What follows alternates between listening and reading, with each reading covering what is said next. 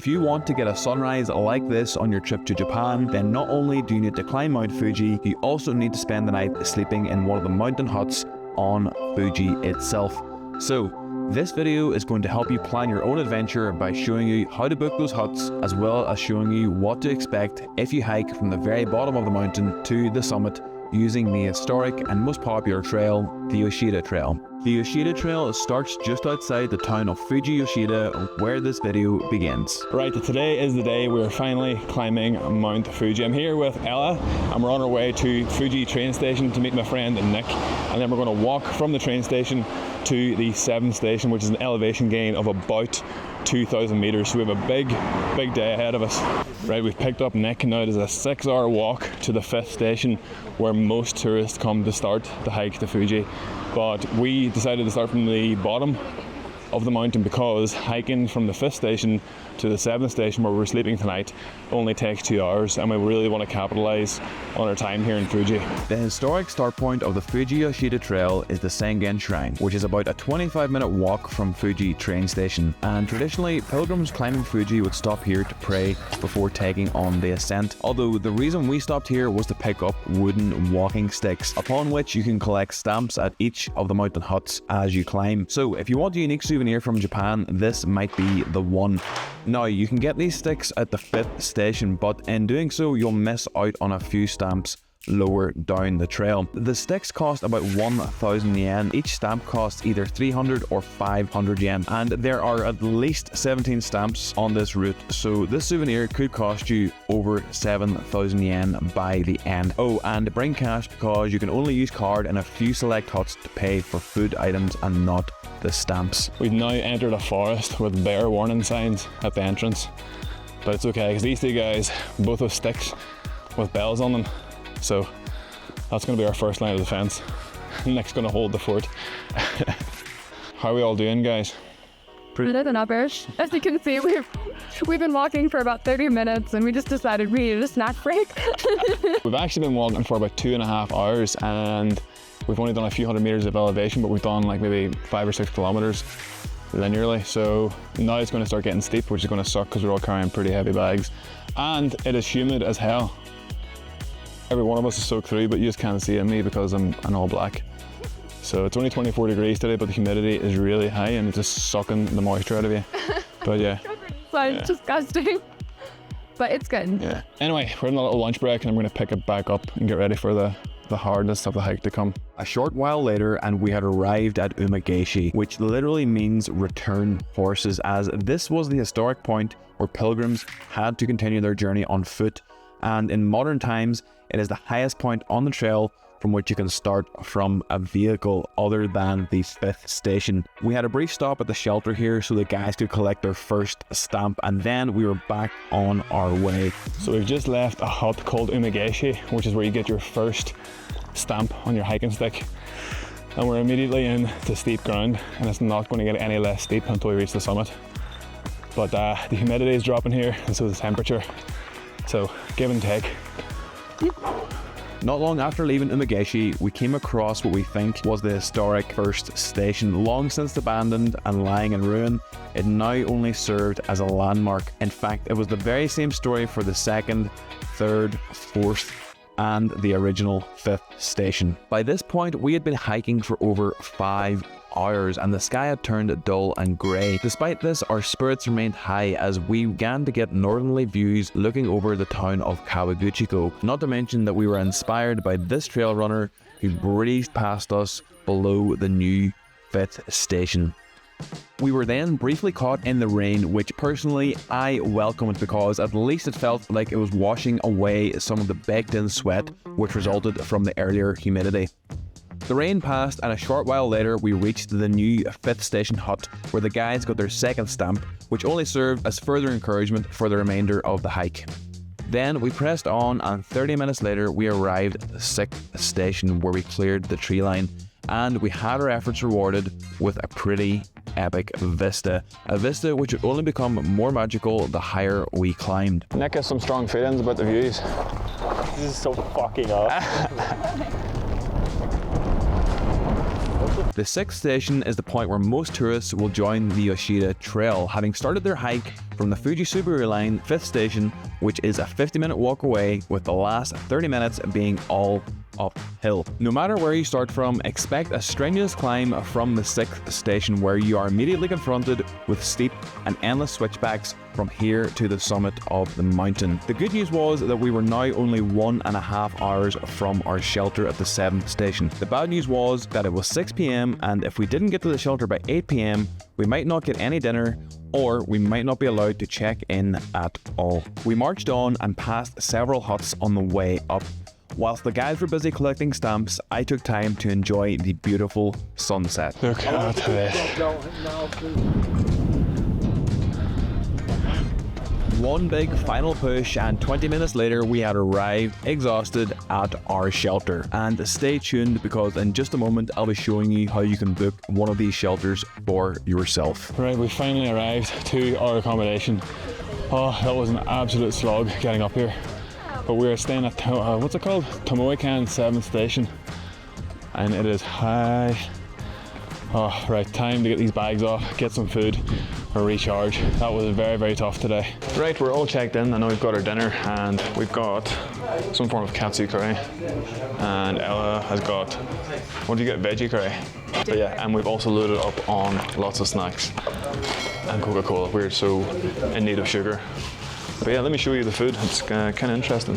For dinner, we had rice with hamburger meat and katsu curry, and I promise it tasted much better than it looks in this video. In fact, like all the food I had in Japan, this dinner was actually delicious, and it is included in the cost of the booking, as well as a light breakfast. And yes, there is a vegetarian option. This shelter also had a card machine, which allowed us to purchase all those sugary snacks, but be aware that the minimum spend is 5,000 yen. After dinner, one of the shelter hosts gave us a welcome speech and detailed the history of the Fuji pilgrimage, as well as the Tomoekan shelter. And as someone who loves history, this was a lovely surprise. Once this was over, we had just enough energy to poke our heads outside and witness Tokyo illuminating the night sky on the horizon. This was a real sight to behold, and one which no video could do justice. We then hit the hay and woke up the next morning to catch the sunrise. The whole gang's up for sunrise.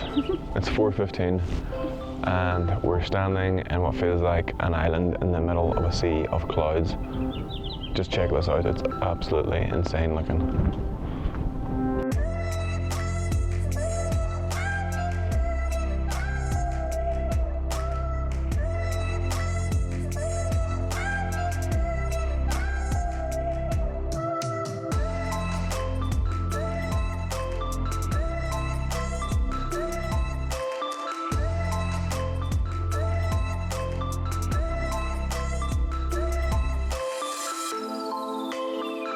Before we begin day 2, I want to give you a little tour of the shelter. Sleeping quarters vary by shelter, but in this particular one, each booking is given what is called a private room, which is a double mattress with pillows, duvet, and a draw curtain. Each room also comes with power outlets to charge your devices. The sleeping quarters are cramped, but they're very toasty and comfortable, and if you need space, just head to the dining area or balcony and take in the epic morning views such as this. If you'd like to book Tomoekan for yourself, you can do so easily by going to their website, where you can choose to book either their 7th station or 8th station shelters. Their website contains lots of detailed information on how to make a booking, but bookings don't open until the beginning of May, and it can book out in the first day or two, so set those reminders now. Rooms cost between 11 and 14,000 yen, and that price includes a dinner and a breakfast. Alternatively, if you'd like a choice of other Fuji mountain shelters, then head over to Japan Mountain Huts, where you can easily make a booking after April 1st. Right, we're about to leave the 7th station here and begin the 4-hour hike to the summit. It's a lovely, clear day, at least from this elevation. There are no clouds above where we're standing, but it is quite breezy, and looking at the top of the mountain from here, you can see some clouds actually blowing over it quite fast. So I'm anticipating it's going to be very, very windy and very cold up there. So let's get going, because these 4 hours are going to suck. It is very, very steep from this point. You can see the gradient of the slope that you have to walk up as soon as you leave the 7th station. It is all rocks, so there are sections of scrambling in it, but light scrambling, and it is quite tough on the legs, especially the calves. they do be burning. Hey. What's up? How you doing? Better than ever.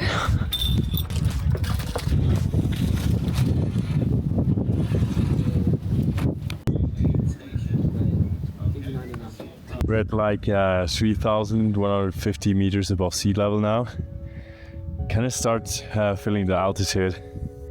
Like you breathe more, yeah. You have to breathe really deeply, don't you? Yeah. Even after a few steps. It's great here. Like above the 3,000s, like kind of kicked in for me.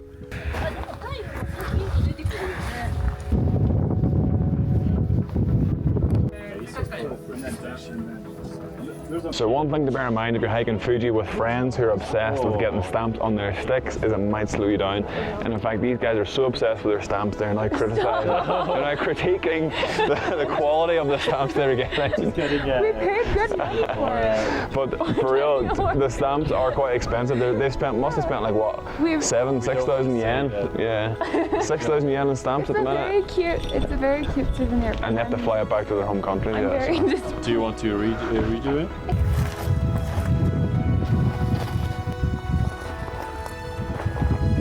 It is getting busy. 20 minutes from the top. So yesterday we started at Fuji-san station and it's taken us 2 days to get to this point. These guys have just done it in about 4 hours. That is absolutely insane.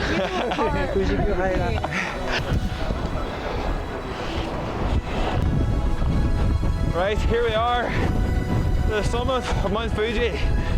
Well, not the summit, but as high as we're going today. Woo! It is breezy.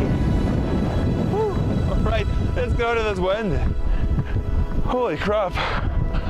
Oh wow, there is absolutely no better feeling in the world than summiting a mountain. It doesn't even have to be a high mountain, it doesn't even have to be Mount Fuji, just a mountain. So I implore you, go climb a mountain. It is just incredible. But specifically for climbing Fuji today, it is absolutely blowing a gale. And that wind chill is bringing the temperatures right down into about 0 degrees Celsius. So it's kind of like hiking in Ireland in the winter time. You can really feel a nip in the fingers and you cannot stay in the wind for too long. So that's why we've not stayed in the summit for too long. It is beautiful, but again, there are clouds covering the views down there. So a couple of minutes up there was all we needed. Absolutely fantastic. Oh, look who I found. How you doing? I want to go home. Yeah.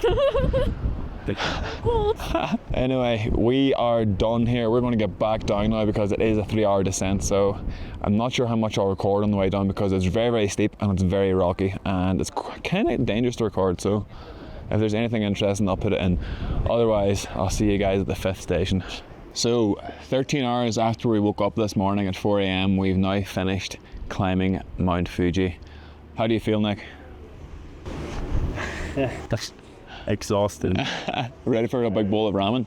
Yeah. Yeah. So ready for ramen. Yeah.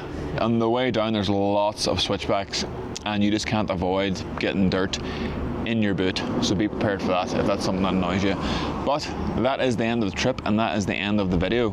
Thank you so much for watching, guys. If you love hiking, if you love the outdoors, definitely come and do Mount Fuji when you're in Japan, but do check your own abilities, and if you want to stay in the mountain huts, do read up on that in your own time to make sure you get it booked, because they do fill up. The first day of booking that opens for those, they're all going to be gone. So I'll put some information in the description to help you book them. And yeah, thanks so much for watching. If you've enjoyed the video or found it useful, please give it a like, because that will help YouTube push the video out to other people who might also enjoy the video or find it useful. And if you want to keep up to date with all my future videos, hit subscribe and YouTube will let you know when I post a video in the future. Anyway, thanks for watching and I'll catch you in the next one. Well earned beers. Cheers. Cheers.